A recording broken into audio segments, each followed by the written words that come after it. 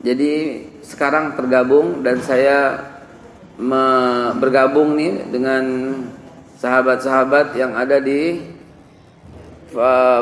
bagian bedah Rumah Sakit Cipto Mangunkusumo. Alhamdulillahirabbil alamin. Topik yang akan kita bicarakan tidak lain dan tidak bukan adalah Al-Qur'anul Karim.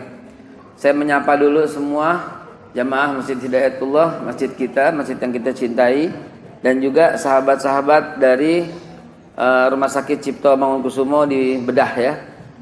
Ada adminnya Pak Primastio, ada Mbak Astrid, dan semua yang saya nggak sebutkan satu persatu.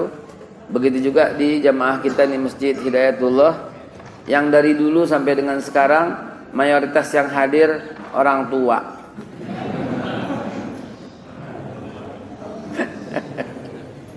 Kenapa bisa begitu ya?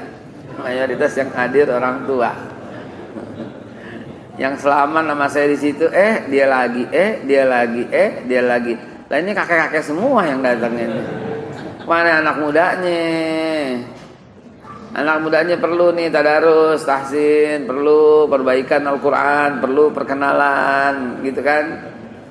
Baik, tidak berpanjang kalam, kepada sahabat-sahabat di RSCM dan juga kepada Hidayatullah, mari kita mulai dengan niat yang tulus dan ikhlas. Kagak ada yang kita harapin sama sekali kecuali ridho Allah Subhanahu wa ta'ala. Nggak ada yang kita tunggu, nggak ada yang kita harapin, nggak ada yang kita kepengenin kecuali ridho Allah Subhanahu wa ta'ala. Dan cara mendapatkan ridho Allah Subhanahu wa ta'ala tidak perlu berjuang dengan bagaimana-bagaimana, cukup dengan ridho dengan semua yang Allah sampaikan. Ridho dengan semua yang Allah kasih, ridho aja pokoknya, otomatis ntar kita mendapatkan ridho Allah Subhanahu wa ta'ala. Dikasih apa sama Allah? Ridho.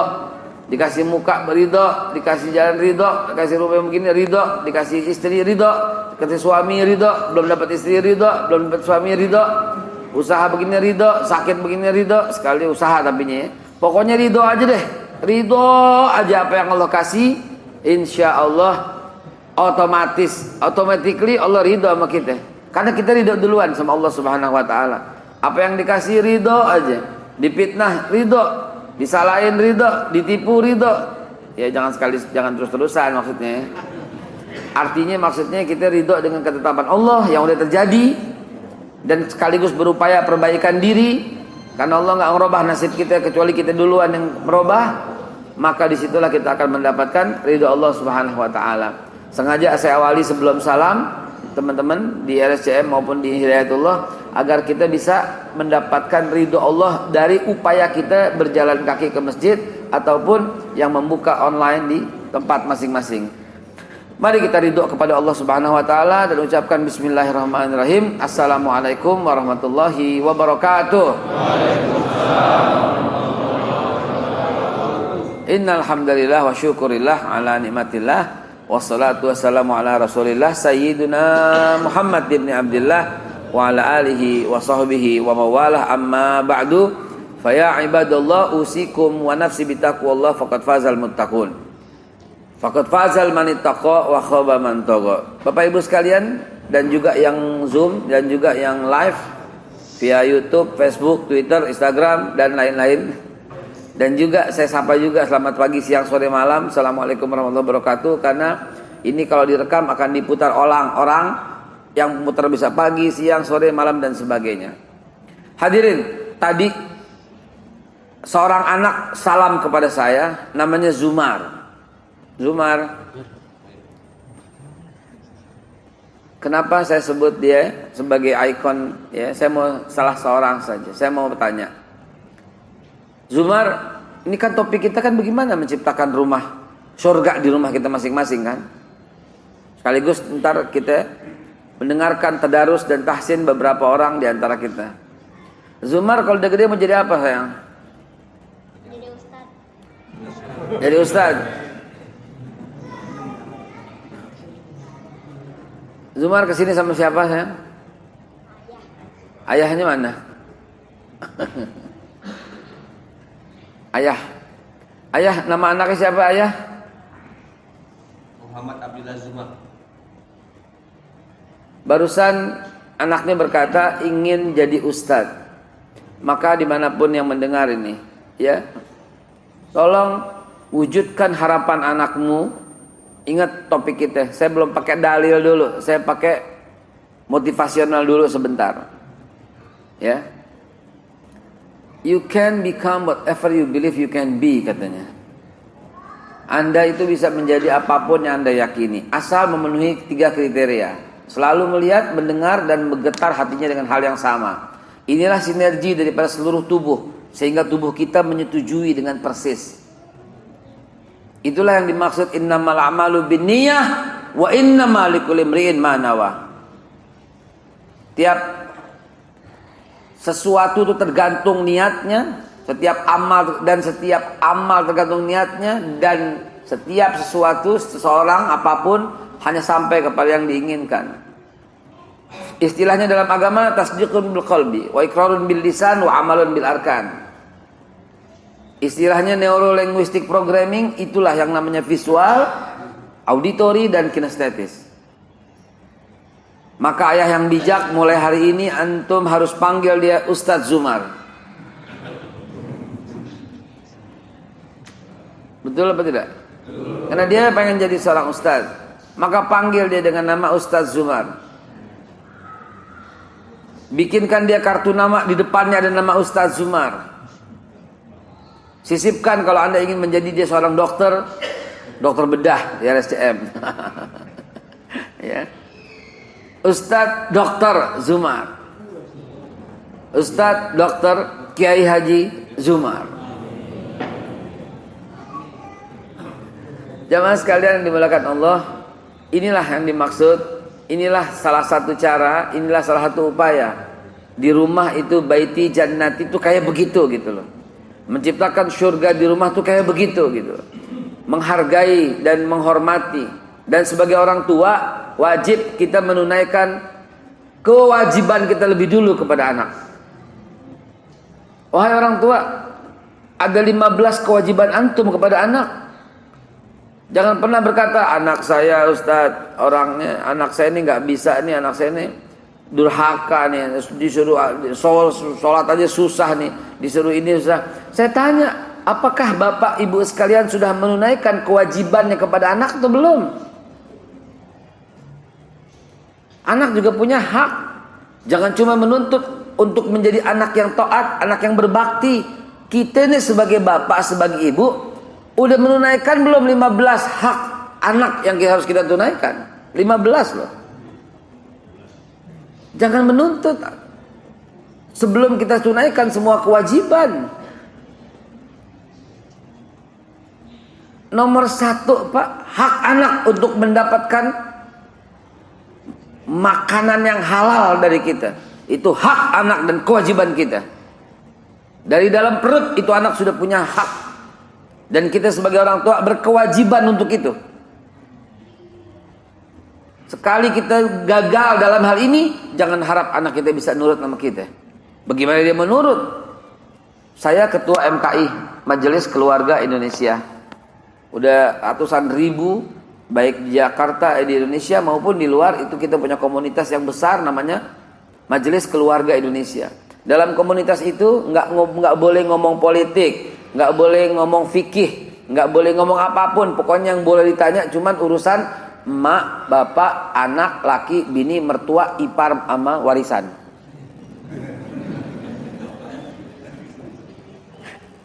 Hanya itu dulu. Hanya itu dulu. Ya, urusan mertua, mantu, anak, laki, bini, ipar, itu aja, nggak boleh yang lain. Kalau ada yang nanya soal wudhu, langsung dikeluarin di grup. Salah grup loh, saya bilang gitu. Apalagi urusan politik, kita keluarin dari grup. Salah grup loh, kita bilang gitu.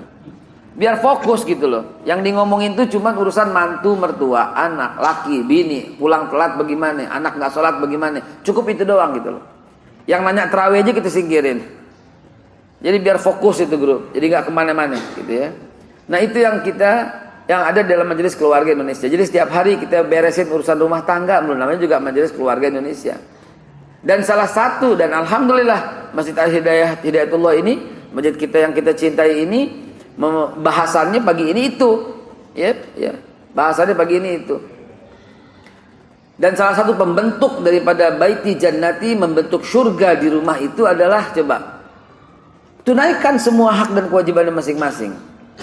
Anak itu, astagfirullahaladzim, ada seorang bapak yang datang kepada kami ya, dan berkata, Ustaz Haikal, oh ya silahkan kalau umpamanya nggak bisa melalui online, nggak bisa melalui banyak orang ini, datang ke Kopi Babe Haikal setiap hari Jumat sore, Jumat siang ya sampai sore, Jumat jam habis Jumatan sampai maghrib, itu saya berikan waktu yang free untuk konsultasi membentuk keluarga yang sakinah mawaddah warahmah, kayak apalah kayak begitu ya. Ada konflik suami istri, datang aja di situ. Ada anak yang susah disuruh sholatnya, datang aja ke situ. Ada laki ya bu, lakinya yang susah gitu, laki yang susah banget dibilangin gitu ya. Laki sampai rumah main tiktokan gitu, ada kan? Ada nggak? Tuh ada itu katanya.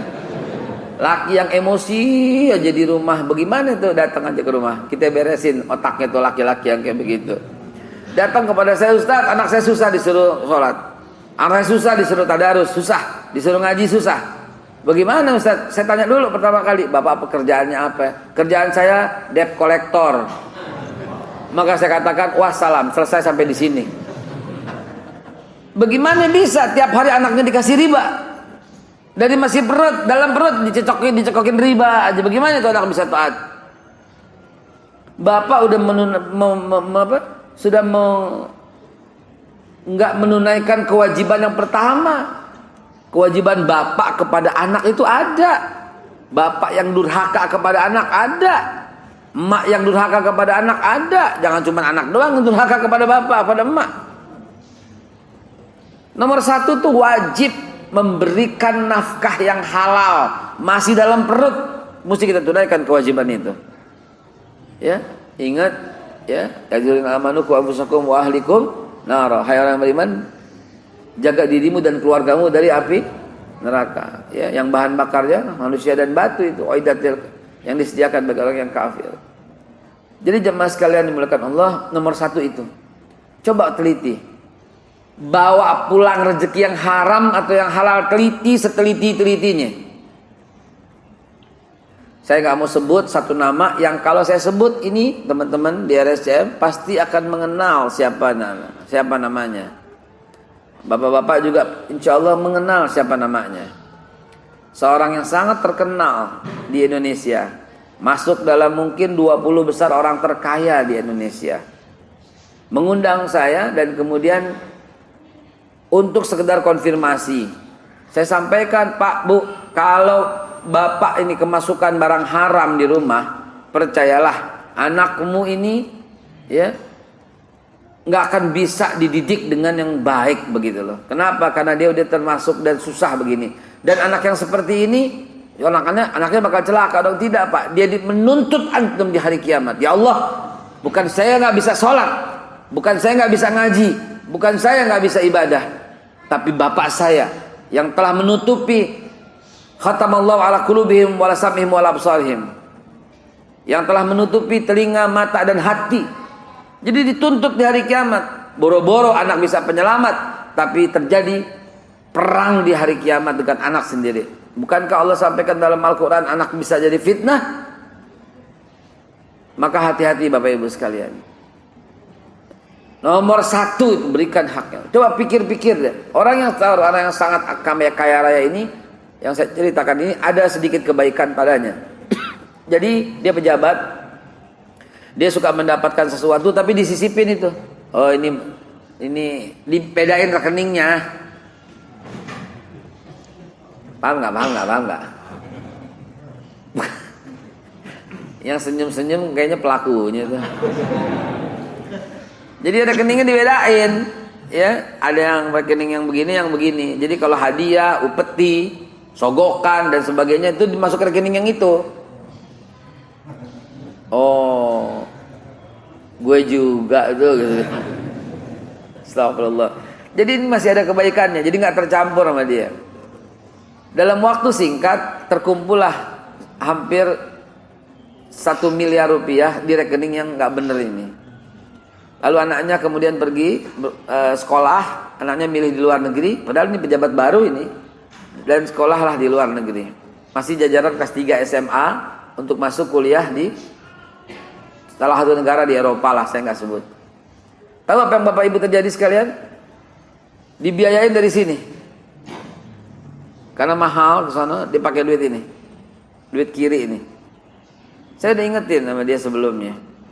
Teman saya juga soalnya.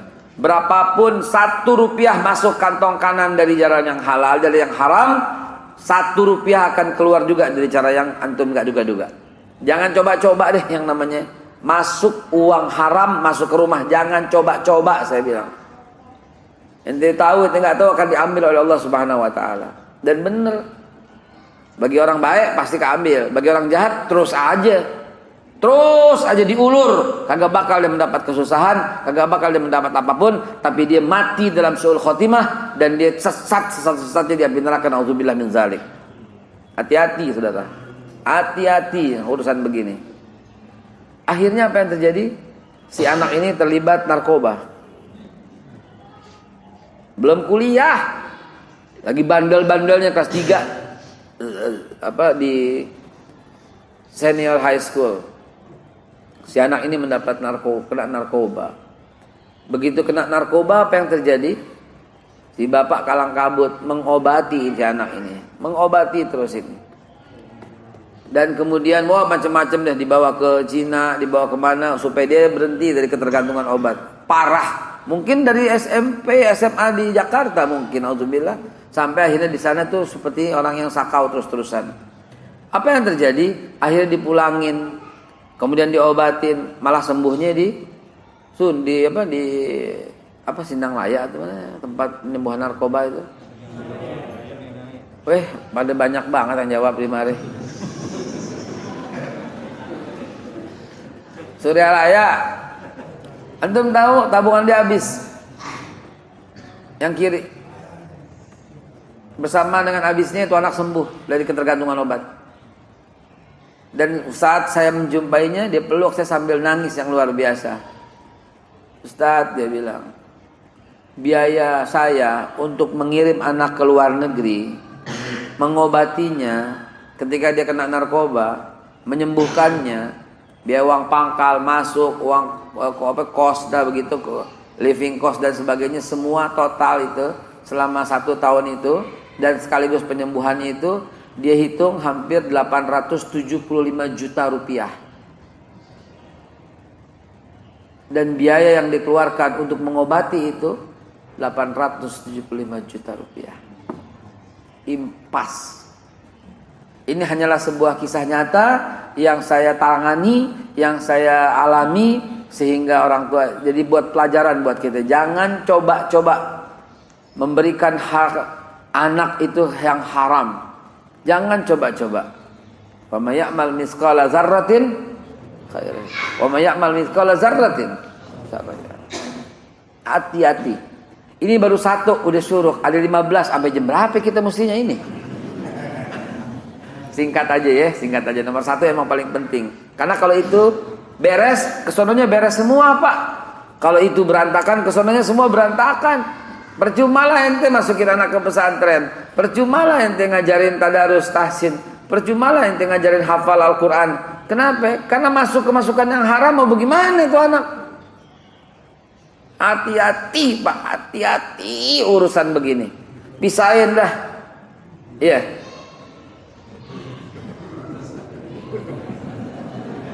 Kalau lu bilang iya aja haram tuh berarti itu.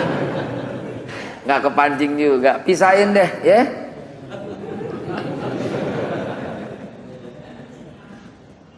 Nggak boleh Pak, kecampur nggak bisa. Nggak boleh sama sekali. Hak anak nomor 2 lahir diapain? Azanin. Nah lucunya ini, ada yang bilang azanin anak itu bid'ah. Ya udah deh, nggak usah azanin. Begitu lahir, ore laki, boleh nggak? Boleh nggak? Boleh. Lah kok diganti Allahu Akbar, kok nggak boleh? Itu dia. Itu dia tuh kita tuh. Maaf, bodohnya tuh murokap. Bodohnya tuh berlipat-lipat ganda. Biarin, Anda bilang begini. Yasinan nggak boleh dibilang. Saya bilang begini, Pak, saya mau baca Yasin di rumah, boleh nggak? Boleh Ustadz, bagus. Saudara, bagus. Daripada sendiri, saya mau Yasinnya rame-rame, boleh nggak? Oh boleh, lebih bagus lagi. Ya, beribadah berjamaah dalam ibadah, cakep banget. Habis Yasinan kan kita suka aus, tuan rumah menyediakan air minum, boleh nggak? Boleh, itu menghormati tamu. Ya barangkali lapar kita kasih snack-snack atau kue makanan, boleh nggak? Oh boleh, itu bagian daripada memuliakan tetamu. Kita mau bikinnya malam Jumat, boleh nggak? Ah itu Yasinan, bid'ah. Nah tiba-tiba begitu. Coba. Kita mau pengajian, boleh nggak? Oh boleh, bagus, memang mesti. Fadzakir, fa'innazikat fa'al mu'minin. Dalam pengajian kita membahas riwayat Nabi Muhammad, boleh nggak? Harus itu hak anak nomor 6 itu. Kenalkan dia dengan Nabi Muhammad nomor 6 hak itu. Wajib, bagus, nggak masalah, bagus. Ya udah, alhamdulillah. Dalam pengajian itu ada yang ngaji ntar, ada tadarusan, oh boleh, bagus. Ada ceramah, bagus. Ada doa, bagus. Ya udah kita bikin. Tanggal berapa? Ntar tanggal 12 bilang, oh maulid ya, oh bid'ah. Lah, kok bisa begini orang ini? Astaghfirullahaladzim. Itulah zaman sekarang, fenomena yang kita alami sekarang saat ini. Gampang banget menuduh. Sedikit keluar dari topik itu, saya mau cerita kejadian tahun 80-an.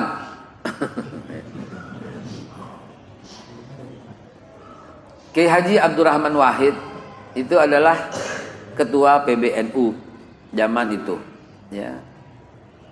Mengundang Kiai Haji A.R. Fakhruddin, ketua PP Muhammadiyah. Ya.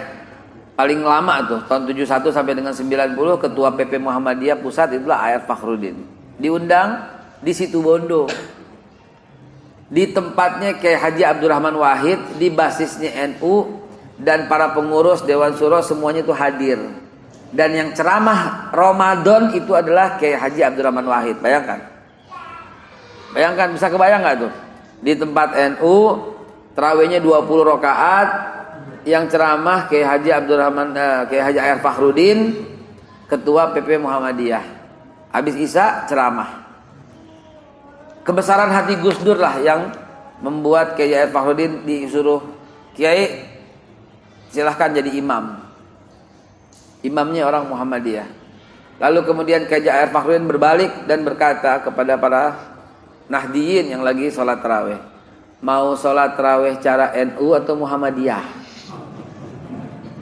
Karena semua Nahdiyin, semua NU langsung berkata NU begitu. Baiklah, maka jadilah imam Kiai A.R. Fakhruddin, ketua PP Muhammadiyah jadi imam, di belakangnya bermakmum ketua PBNU, para pengurus dan semua jamaahnya Nahdiyin, ramai sekali semua. Apa yang terjadi? Rakaat pertama Bismillahirrahmanirrahim sampai amin, kemudian membaca ayat yang biasa dibaca, ya, mulai dari alif lam mim. Waduh, panjang nih. Dari kal kita dan seterusnya. Selesai beberapa ayat ruku, Allahu Akbar, Sami Allah, dan terus rakaat kedua baru Assalamualaikum warahmatullahi wabarakatuh. Assalamualaikum warahmatullahi wabarakatuh. Sallu sunnah tarawih biasa begitu. Fadlun minallahi ta'ala wa ni'mah, dan seterusnya dan seterusnya. Selesai 8 rakaat, Kiai A.R. Fakhruddin balik lagi ke jamaah berdepan. Bagaimana? Mau dilanjutkan cara NU atau Muhammadiyah? Semua ngejawab, pengurus NU-nya menjawab Muhammadiyah aja deh Ustaz.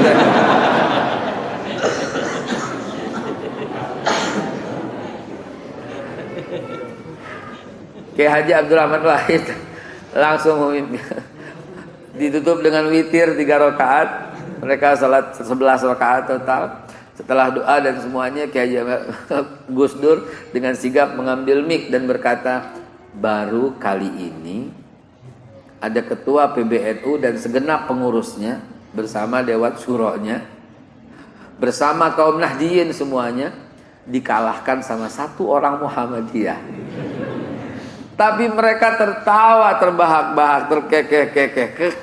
Mereka rangkulan, mereka pelukan. Pertanyaannya, kemana ulama-ulama yang menyejukkan hati ini, kemana? Kenapa sekarang tiba-tiba mengklaim ini sesat, ini zalim, ini bid'ah, ini togut, ini kafir, ini musyrik, ini la haula wala quwata illa billah. Kemana itu ulama-ulama yang menyejukkan hati kita itu, kemana coba? Kenapa sekarang ini semakin hari semakin langka? Kenapa sekarang ini semakin menonjolkan organisasi dan melupakan persatuan Islam? Islam menjadi lemah gara-gara seperti ini. Urusan-urusan sepele, urusan-urusan furu', urusan-urusan klaim-mengklaim saya yang benar, kamu salah. Kami doang yang benar, yang lain salah. Kalau nggak seperti ini salah. Apa-apaan begitu? Hari ini mesti kita gaungkan lagi kesepakatan yang dulu pernah kita ambil. Bersatu dalam akidah, bertoleransi dalam khilafiyah, dan berjamaah dalam ibadah. 3 hal itu yang akan membuat kita kuat lagi. Kami ini nih orang-orang yang pergerakan ya, menyadari banget gitu loh, susahnya melakukan itu. Kenapa? Masing-masing merasa paling hebat, paling berjasa, paling top, paling kuat, paling punya andil. Jadi repot begitu loh, kita nggak pernah bisa lagi menyatukan hal ini. Masjid Al-Barkah Asy-Syafi'iyah sebagai saksi itu, Bali Matraman, Jalan Saharjo, itulah Masjid Kyai Haji Abdullah Syafi'i, singa podium, macan mimbar Betawi. Jelas beliau juga pengurus NU. Pada waktu itu mengundang Kyai Haji Buya Hamka untuk menjadi imam, menjadi penceramah kuliah subuh di Masjid Asy-Syafi'iyah. Sedangkan Buya Hamka itu di Masjid Al-Azhar Kebayoran. Maka datanglah Buya Hamka ke Masjid Asy-Syafi'iyah untuk memberikan kuliah subuh. Namun lagi-lagi Kyai Abdullah Syafi'i mempersilahkan Buya Hamka sebagai imam. Maka Buya Hamka pun menjadi imam di sholat subuh di Masjid Asy-Syafi'iyah, Al-Barkah Asy-Syafi'iyah. Apa yang terjadi? Buya Hamka ini Muhammadiyah dan nggak pernah pakai kunut. Yang diimamin tuh semua jamaah Asy-Syafi'iyah yang setiap hari Kyai Abdullah Syafi'i sholat di situ dan kemudian mengimami para jamaah dengan kunut. Bahkan ketika lupa diminta semuanya wajib sujud sahwi, saking kuatnya itu tradisi kunut di situ. Maka ketika Buya Hamka sholat rakaat kedua, Sami Allahu liman hamidah, di Al-Azhar biasanya tidak ada yang pakai kunut. Buya Hamka pada hari itu rakaat kedua setelah Sami Allahu liman hamidah, diangkat tangan, Pak, Allahumma hdina fiman hadait, wa'afina fiman afait, wa tawallana fiman tawallait, sampai kelar. Apa yang terjadi? Heboh, terutama jamaah Al-Azhar yang ikut Buya Hamka. Dan di depan umum ditanya, Buya, kami sholat di belakang Buya bertahun-tahun dan gak pernah pakai kunut. Hari ini Buya pakai kunut. Apa kata Buya Hamka? Karena di belakang saya bermakmum Kyai Haji Abdullah Syafi'i. Kemana ulama-ulama yang menyejukkan hati ini, kemana? Nggak ada lagi yang kita temukan hal ini. Masing-masing mengklaim saya mau ngapain lo? Dan ada aktor pelakunya, Pak, yang kayak begini, Pak. Ada banget. Ada. Mereka lah yang selalu menggembar-gemborkan perpecahan dengan membagi dua bangsa. Kelompok cebong kampret. Itu pelakunya. Itu yang selalu membagi cebong dan kampret. Kita menjadi seperti ini. Ini cebong, ini kampret, ini cebong, ini kampret. Apaan? Kita ngomong dikit udah selesai cebong kampret. Ini kadrun, ini kodrun, ini kadrun. Apa coba kayak begini? Siapa yang kayak begini nih yang bikin ini? Saudara pernah melihat saudara-saudara kita yang beragama Kristen menghina pendetanya? Nggak bakal, Pak. Saudara-saudara kita yang Hindu menghina pendeta Hindunya? Nggak bakal ketemu. Saudara-saudara kita yang Buddha menghina biksunya? Nggak bakal ada. Saudara-saudara kita yang Protestan, Katolik menghina Bunda Maria gitu, nggak bakal ketemu, yakin Pak. Tetapi ada orang Islam yang rela menghina ulamanya, menghina kiai, menghina habaib, memfitnah mereka. Ada nggak? Banyak. Mana kita heran, ini kalian ini siapa sebenarnya kok? Demen banget memberikan kegaduhan di sosial media. Ini kadrun, ini kodrun, ini cebong, ini kampret. Apa coba? Dan hari ini diadu domba lagi dengan kata-kata yang sangat memecah belah Indonesia. Ini 2 periode, ini 3 periode. Bentar lagi Pak, lihat aja. Saudara sekalian dimuliakan Allah, bangsa kita sebenarnya bangsa yang hebat dan kuat. Tapi mampu dijajah sekian lama oleh Belanda, bukan karena Belanda hebat, Belanda kuat, tapi terlalu banyaknya para pengkhianat yang karena satu setel seragam tergoda dengan duit gulden yang diberikan oleh Belanda, sehingga mereka jadi pengkhianat buat NKRI. Persis kondisinya saudara. Demi mempertahankan jabatan, kekuasaan, rela. Siapa mereka itu? Perang Sabil Tengku Cikditiro di Aceh, nggak bisa dicolek oleh Belanda, nggak bisa. Tapi apa yang terjadi? Justru Cikditiro wafat di tangan anak buahnya sendiri yang dibubuhkan racun di dalam minumannya. Pangeran Diponegoro, tempat persembunyiannya nggak ketemu oleh Belanda Pak, tapi beliau ketemu tempat persembunyiannya karena anak buahnya berkhianat menunjukin tempatnya. Pitung di Marunda begitu juga. GI di Kemayoran begitu juga. Ulama ini jagoan-jagoan Betawi. Sabeni di Tenabang begitu juga. Allahu a'lam kenapa gue jadi ngomong itu ya. Kita lagi keluarga kan. Ya artinya balik lagi ke keluarga ya. Gara-gara ini intermezzo sedikit ya, minta maaf ya. Jadi jemaah sekalian, di rumah tangga kita jangan ada tuh hal yang seperti itu. Bertoleransi aja dalam khilafiyah. Anak boleh dari anak nyempong ke situ-situ. Anak boleh diazanin Pak, azanin anak-anak itu. Dan kemudian kewajiban yang ketiga, kenalkan Allah. Kenalkan dia kepada Allah. Hak anak itu kita udah tunaikan belum? Maaf nih Pak jangan sampai dia kenal Allah pertama kali dari orang lain. Dari bapak mestinya, dari ibunya mestinya. Jangan sampai dia kenal huruf alif, ba, ta, sa, jim, keempat dari orang lain, bapak, ibu. Sehingga amalnya ngalir terus selama dia sholat, selama ngajarin sholat. Selama dia sholat, selama dia ngaji, pahalanya buat bapak, ibu. Raih itu, makanya menjadi awal dan soleh yang bisa terus amalnya nggak putus itu. Barusan saya sholat kubliyah subuh di masjid, itu sebelum sholat itu saya selalu, dan itu kebiasaan saya, ya Allah, saya sholat ini bisa gara-gara umi sama abah, ya Allah. Kan kalau ngomong pakai dalam hati kan cepet gitu ya. Ya Allah, berikanlah semua pahala sholat kubliyah subuh ini untuk umi dan abah, karena dialah yang mengajarkan saya. Bismillahirrahmanirrahim, dia yang ngajarin. Alhamdulillahirabbil alamin, dia yang ngajarin. Gitu Pak, itu udah belum kita tunaikan itu. Jangan bilang anak saya kurang ngajar. Lu tunaikan dulu kewajiban lu, baru terjadi baiti jannati. Kalau belum begitu kagak bisa Pak. Tunaikan haknya. Jangan sampai anak kita tuh tahu dari orang lain, ya, sehingga kita tuh, wah, udah saya masukin pesantren anak saya, ya, nggak mau didik ya, nggak bisa didik ya. Iya Ustadz, nah itulah. Bukan saya nggak setuju anak masuk pesantren, di tangan entum lebih hak, lebih cakep. Kalau kita nggak mampu, baru. Jangan-jangan anak kita masuk pesantren karena kita putus asa dengan bandelnya. Kalau bandel, papa masukin pesantren. Jadi pesantren isinya tempat anak-anak bandel doang. Bagaimana jadi tuh anak berkumpul dengan komunitas bandel?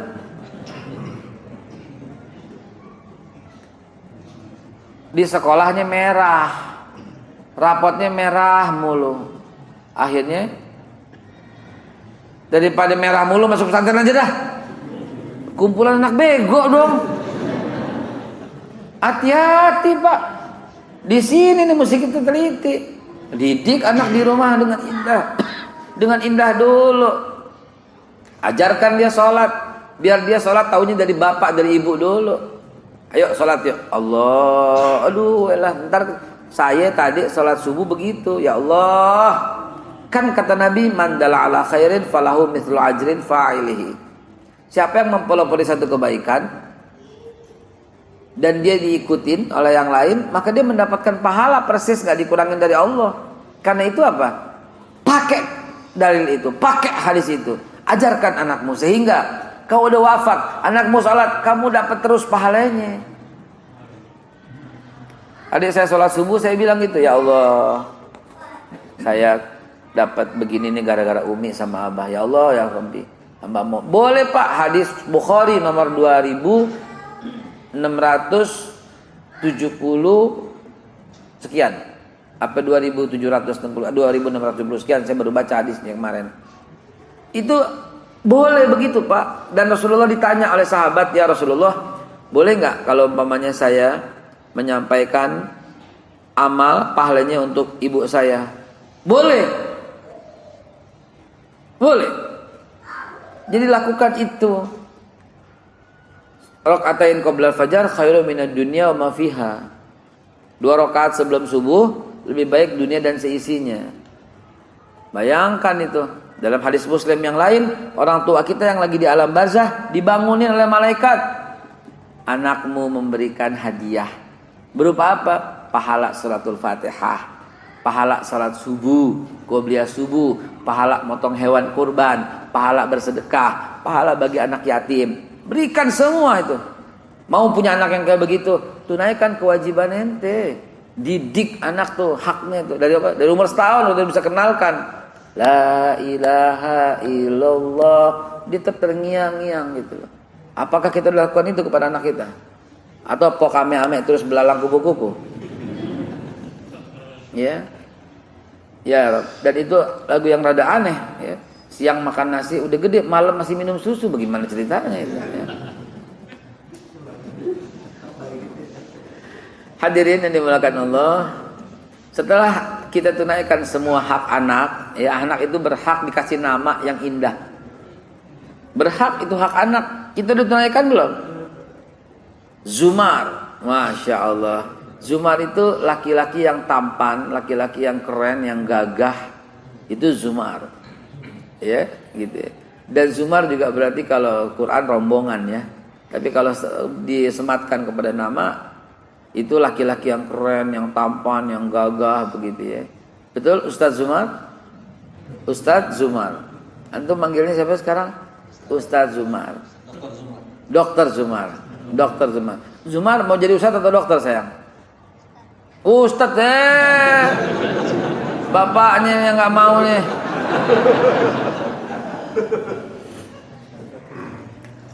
Kalau begitu berikan dia kartu nama, depannya tulis Kiai Haji Dr. Zumar. Bikinkan kartu nama dari sekarang kalau antum sayang sama dia. Kok dari sekarang? Iya. Iya. Ajak dia ke dokter rumah sakit, foto pakai baju putih. Inilah Dr. Zumar. Serius, Pak.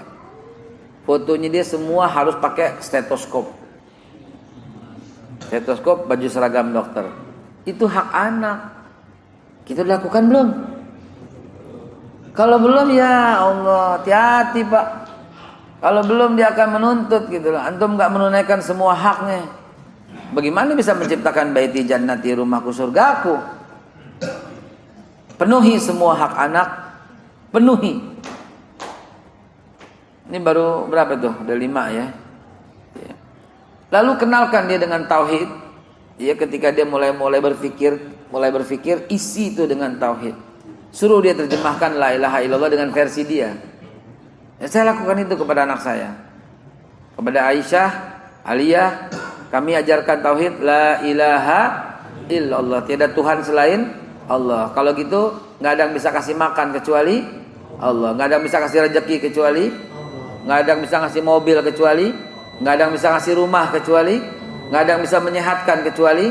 Ah, itu udah papa. Sekarang kamu bikin 10. Nggak ada yang bisa kasih jodoh kecuali Allah. Betul, nak. Nggak ada yang bisa kasih kesehatan kecuali Allah. Betul, nak. Nggak ada yang bisa kasih keselamatan kecuali Allah. Betul, nak. Cukup 3 kamu sekarang. Apa ya, Pak? Apa kamu pikirin? Nggak ada yang bisa ngasih beng-beng kecuali Allah. Anak saya kecil ngomong gitu. Nggak ada yang bisa disukanya ituan apa? Yupi. Dia sebut semua yang di Indomaret. Nggak apa-apa itu pikirannya, sehingga dia tahu bahwa ini sebenarnya dari Allah. Begitu keburukan kita bilangin, nak, suruh diapalin, ma asabaka min hasanatin faminallah wa ma asabaka min sayiat faminan nafsik. Apa yang datang kepadamu kebaikan dari Allah, dan apa yang datang keburukan dari ulahmu sendiri. Jadi kalau kamu sakit karena itu kamu jorok. Kalau kamu sakit kamu kurang bersih. Kalau kamu kena virus berarti kamu bergaul dengan orang yang salah atau berada di tempat yang salah. Kalau kamu terus kita ajarin begitu, berarti kita masih perbaiki diri, karena Allah hanya berikan yang baik-baik. Yuridullahu bikumul yusra wala yuridu bikumul usra. Allah enggak menghendaki kesulitan. Jalanan lancar tuh karena Allah yang ngasih. Jalanan macet tuh karena BBM. Kebanyakan mobil. Gitu, Pak. Allah kasih keseimbangan. Ya, tetapi kita yang buat kerusakan. Ya, zaral fasadi fil bahri wal bahri bima kasabat aydin nas. Tampak kerusakan darat dan laut karena ulah tangan manusia. Allah enggak begitu. Semua kerusakan ini karena ulah tangan manusia. Allah sih nggak begitu. Sampaikan ke anaknya. Udah ya, sekarang giliran papa. Besokannya atu-atu. Nggak ada yang kita sembah kecuali Allah. Nggak ada yang kita pentingin kecuali Allah. Nggak ada yang kita cintai kecuali Allah. Mamahnya ikut. Nggak ada yang kita butuhkan kecuali Allah. Nggak ada yang kita pentingkan dan fokuskan kecuali Allah. Nggak ada yang bisa menyelamatkan kecuali Allah. Nggak ada yang bisa mensejahterakan kecuali Allah. Nggak ada yang bisa bikin sakinah mawaddah. Itu pelajaran tauhid tingkat dasar untuk mengenali Allah kepada anak-anak kita. Sekarang pertanyaannya, kita udah tunaikan belum itu? Belum juga. Ya Rabb, waktu kita tinggal beberapa menit. Saya persembahkan yang jauh dulu dari RSCM. Apabila ada yang mau ditanyakan, yang mau disampaikan, silahkan. Kita mendengarkan dari sini semua. Kemudian sesi kedua silahkan dari teman-teman dari masjid kita tercinta, Masjid Hidayatullah. Ini masih panjang ya. Ya, anak itu berhak dicariin jodoh. Anak yang udah gedean dikit berhak dipisahin kamarnya. Anak itu berhak menyampaikan keluh kesahnya. Anak itu berhak dididik untuk sampai seluruh pendidikannya. Anak itu berhak dikenalkan kepada sahabat-sahabat Rasulullah dan dikenalkan kepada Rasulullah dengan segala sifat-sifatnya. Anak itu berhak mendapatkan hak informasi sifat 20 yang paling dasar, dan juga sifat daripada 4 sifat Nabi dan Rasul. Anak itu berhak itu semua tuh. Tunaikan 20 haknya itu. Sampai anak itu berhak dicarikan mantu, calon suami atau istri. Kalau anaknya mau gitu loh, ya. Itu tunaikan 15 itu semua, dan saksikanlah automatically anak antum akan menjadi anak yang berbakti kepadamu karena kau tunaikan semua haknya. Baik, kita buka sesi, silahkan kalau teman-teman dari RSCM lebih dulu, tafadhol. Pak Febriana Rizky, apa kabar? Alhamdulillah sehat. Alhamdulillah. Ibu Astrid, apa kabar Bu Astrid? Bu Astrid paling awal bergabung. Mas Primastio, kalau umpamanya mau ada yang disampaikan silahkan. Teman-teman dari Hidayatullah silahkan sebelum kita masuk waktu syuruk. Tafadhol. Mbak Astrid, apa kabar Mbak Astrid? Kabar baik. Alhamdulillah, silahkan. Ayo, kalau ada yang mau ditanyakan silahkan. Tafadhol. Saya persilahkan khusus untuk RSCM di bagian bedah ya. Silakan Pak Profesor, Doktor, semua yang bergabung silakan. Kami persembahkan.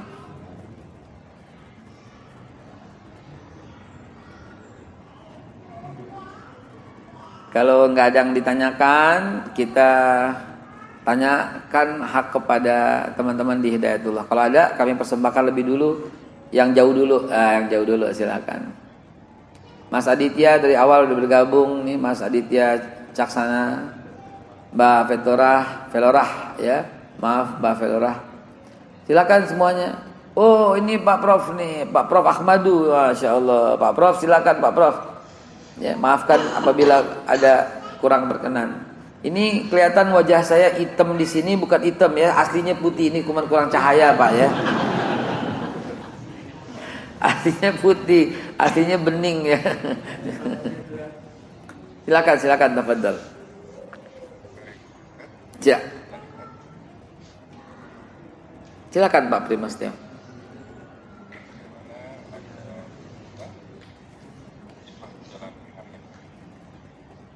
Bagaimana ikhlas menjalani hari-hari, menjalani tugas kita sebagai seorang dokter, baik, sebagai medik, baik, sebagai kedokteran, supaya menganggap hal tersebut juga sebagai ibadah.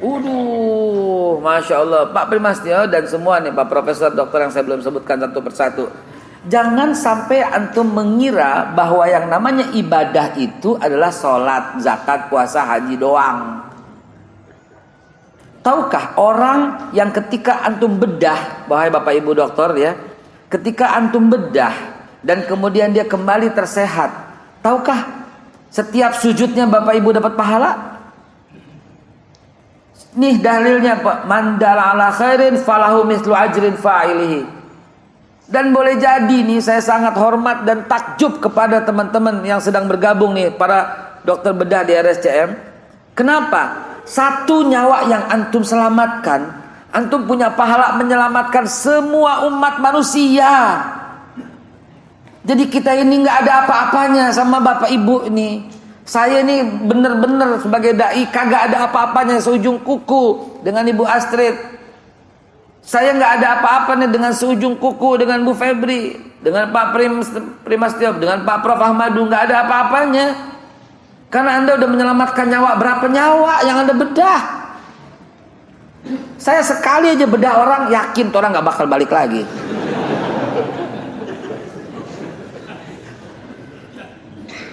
Ya Anda yang punya hak itu gitu loh.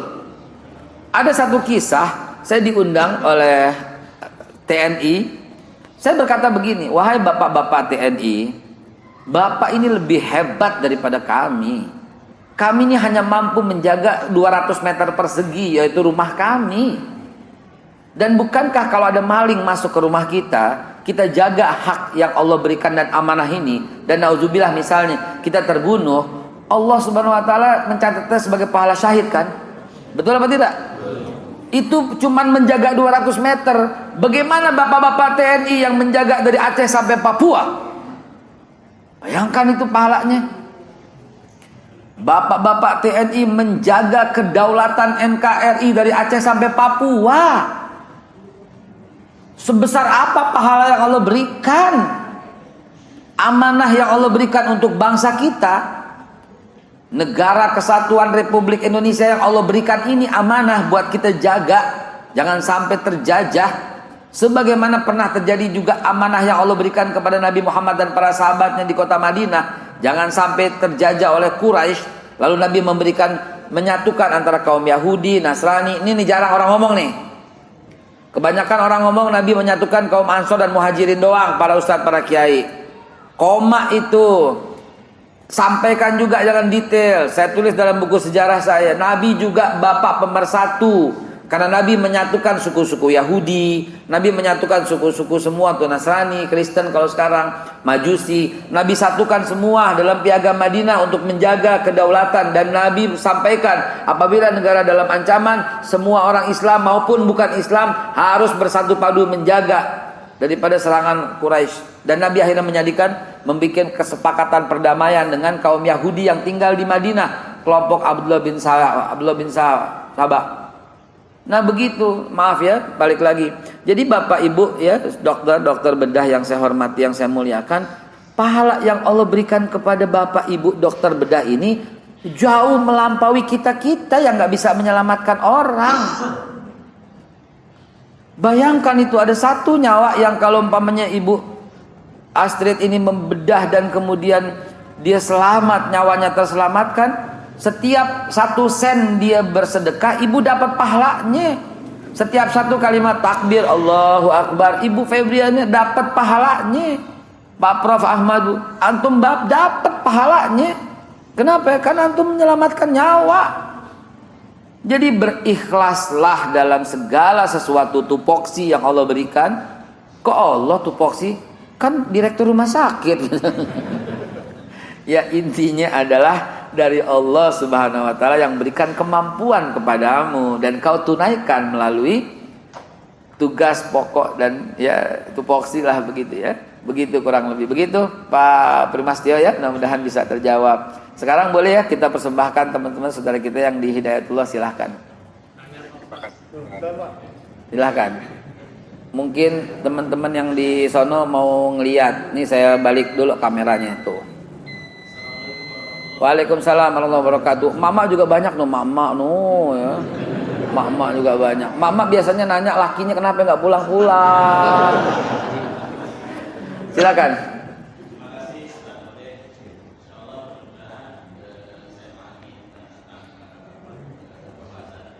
Kalau yang di RCM nggak dengar, saya ulangi. Silakan.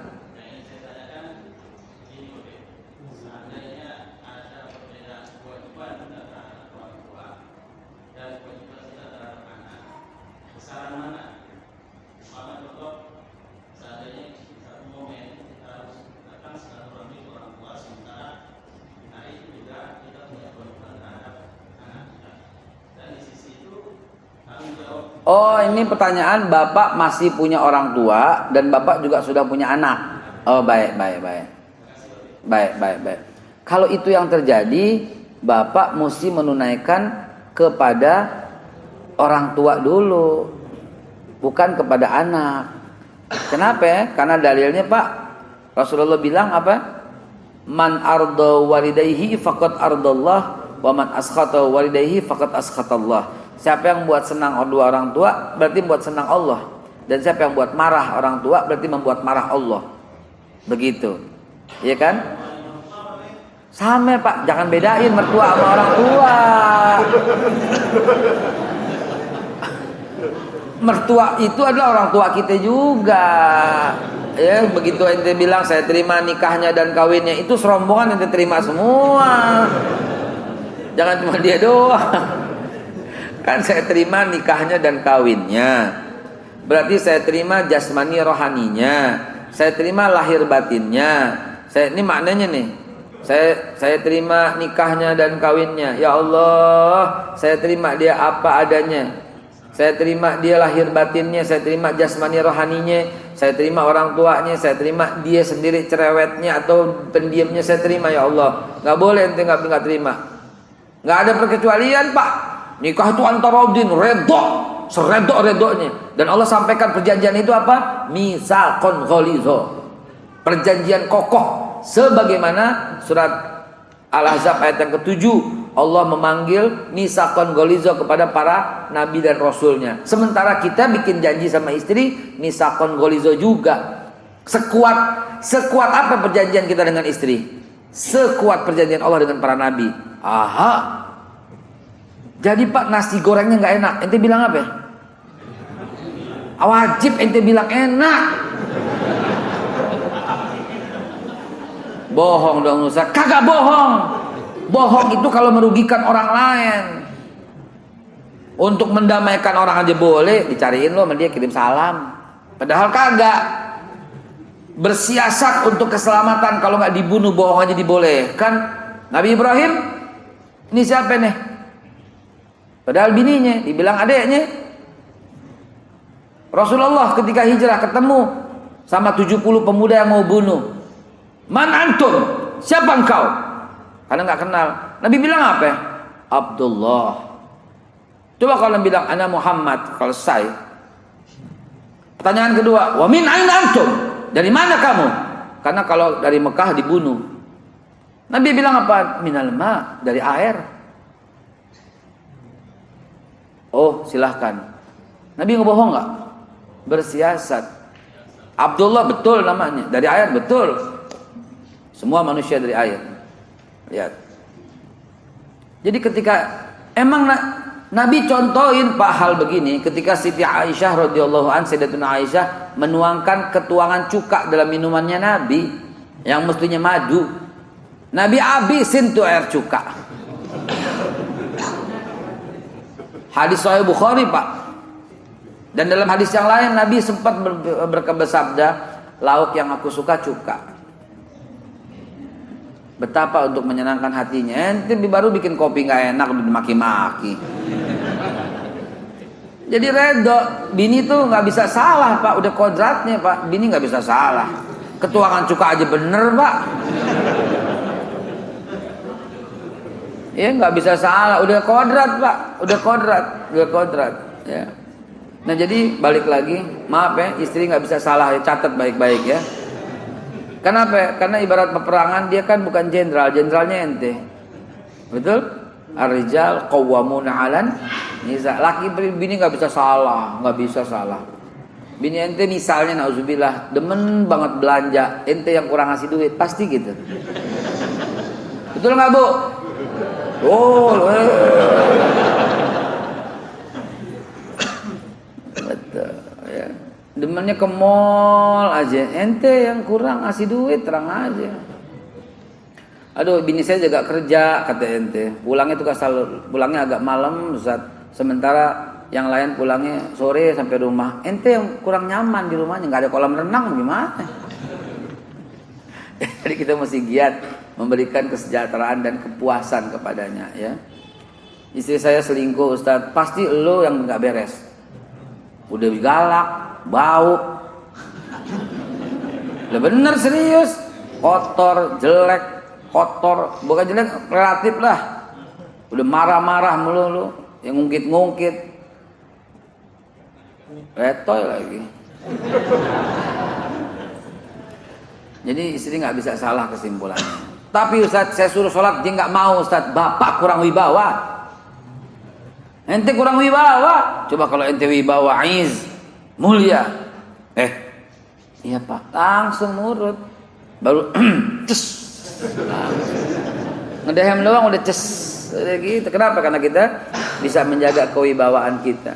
Dari mana wibawa itu? Minallah. Dari mana itu minallah? Karena kita telah menunaikan kewajiban kita. Kalau kita kurangi kewajiban kita, percaya Pak, wibawa itu turun. Wibawa turun, apalagi banyak bohongnya, turun wibawa Pak. Kok jadi kesono-sono ya? Baik hadirin yang dimuliakan Allah, waktunya kita sudah syuruk. Para sahabat-sahabat di bagian bedah di Rumah Sakit Cipto Mangunkusumo, saya ucapkan jazakumullah khairul jaza, hadanallahu wa iyyakum ajmain. Begitu juga para teman-teman yang hidayatullah, waktunya syuruk ya. Untuk antum yang di rumah kagak bisa, tapi yang di sini bisa sholat syuruk. Mudah-mudahan berkenan Mbak Astrid, ya, Mbak Febriana dan semua yang saya hormati, Mas Febriana juga, Pak Dokter yang saya nggak sebutkan satu persatu ya. Wabil khusus Pak Primastio yang menghubungi saya ucapkan terima kasih, jazakumullah khairul jaza. Saya izin live dan juga izin di sini. Billahi taufiq wal hidayah walafu minkum. Wassalamualaikum warahmatullahi wabarakatuh.